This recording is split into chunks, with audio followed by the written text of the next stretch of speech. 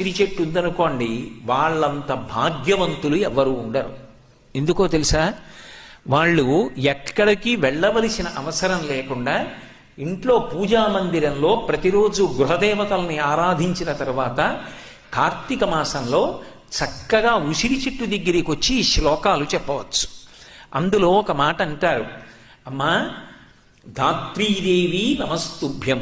దేవి అంటే దీవు ప్రకాశించున్నది, నాకు కనపడకుండా లోపల పరదేవతానుగ్రహం ఉంది. అది ఈ మాంసచక్షువునకు గోచరం కాకపోవచ్చు.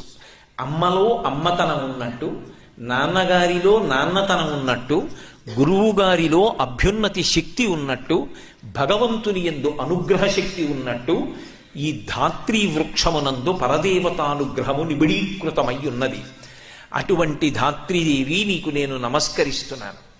అమ్మా, నువ్వు అపారమైన